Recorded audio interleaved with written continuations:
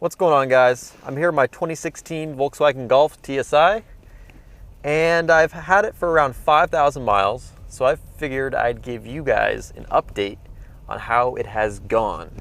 And out of everything, there's only two things that come to mind as, a little underperforming. And it's kind of tricky, so I guess I'll just jump right into it.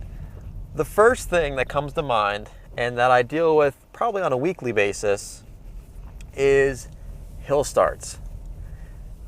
You probably saw my video. If you haven't, I made a video on hill start assist, which is a capability that actually a lot of cars have that hold the brake temporarily when you're on an incline so you don't roll backwards when you're on a hill. But the downside, the downside with this car, and I think this engine specifically, is the power. There's just a lack of power.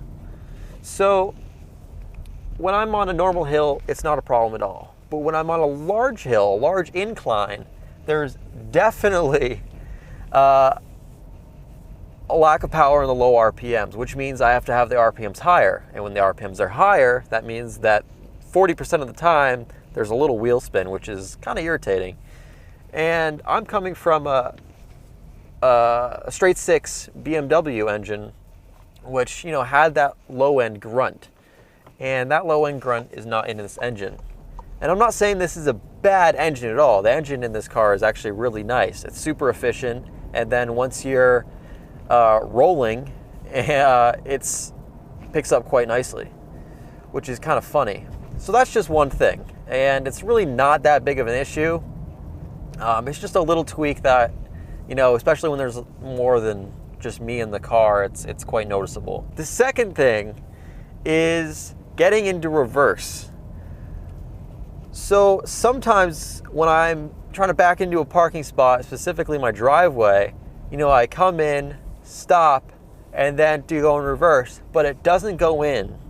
And it's not always a big deal. It's just you don't expect to have to do anything other than stop and then put it in reverse. So what I have to end up doing, which it really isn't a big deal, but it's just a little annoyance.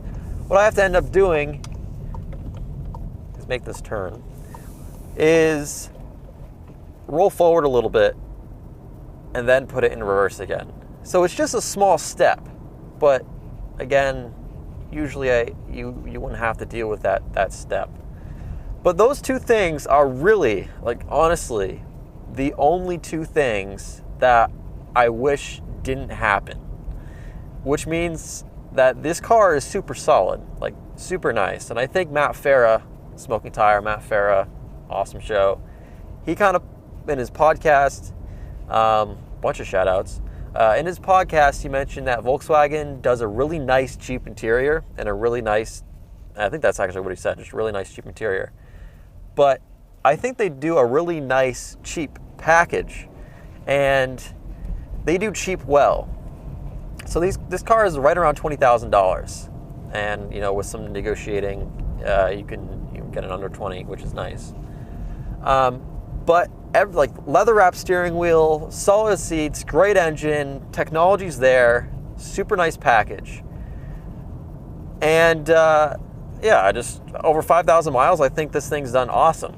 And I hope the next 5,000 miles are just as good. And I hope actually the next up to 36,000 miles are really good.